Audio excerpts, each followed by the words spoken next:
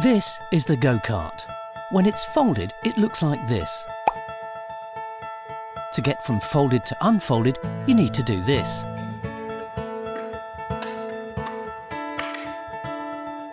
Are there any questions?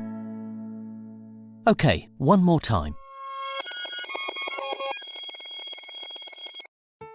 The go-kart is in two pieces. One is the trolley, the other the battery. You can't do much with either on their own. To get the go-kart ready for use, have both parts next to each other on the ground. Pick up the trolley by the handle and pull the frame apart. Don't grab the front wheel, it might be mucky. Pull it from the other side. When you're doing this, keep your fingers clear and put the trolley down on its wheels. To make fitting the battery really easy, you should stand like this, on either side of the trolley. Notice an arrowhead moulded into the battery cover. This points to the front wheel when you come to fit the battery. Now release the handle retaining catch.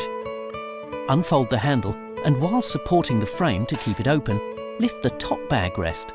You won't be able to fit the battery before you do this. Still keeping hold of the frame, unfold the lower bag rest and pick up the battery. Position it inside the trolley frame with the arrow pointing to the front wheel.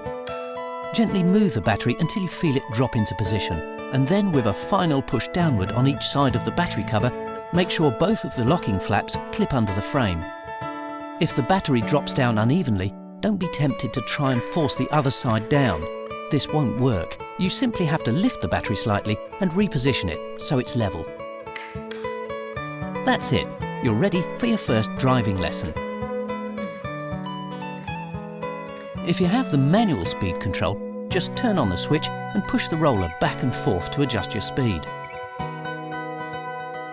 When you're out on the course, use the on-off switch to start and stop.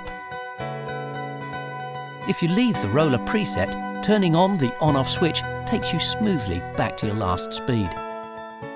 If you have the go-kart automatic, make sure the on-off switch is in the on position and simply hold the handle grip and start walking. Out on the course with the automatic, there's no need to use the on-off switch. It's there to avoid accidents if you leave the trolley unattended.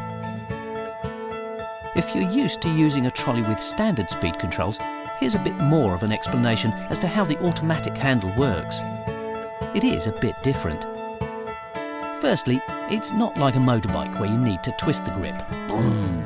And you don't need to squeeze the handle either. It works by responding to the pressure of your hand as you walk faster or slower.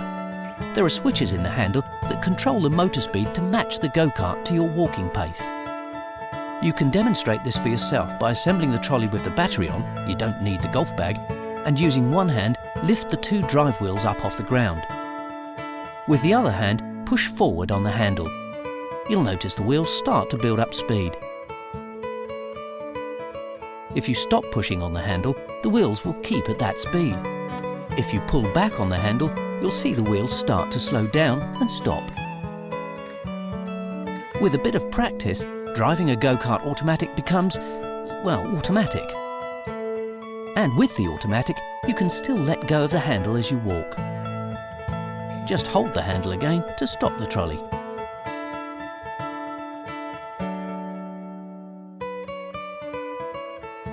Here's how to fold up the go-kart.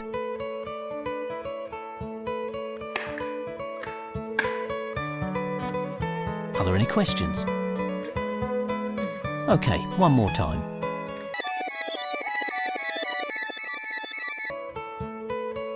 After removing your bag, release the battery locking flaps and lift the battery slightly. Support the frame with one hand and lift the battery out with the other. After placing the battery on the ground, fold in the lower bag rest and push the top bag rest down. Push the handle release button and lift the handle up and over. The locking catch will hold it in position. Hold the handle with one hand and, minding your fingers, finally push the upper frame downwards. That's it. Don't forget, you must recharge your battery at the end of every day's golf, no matter how many holes you play.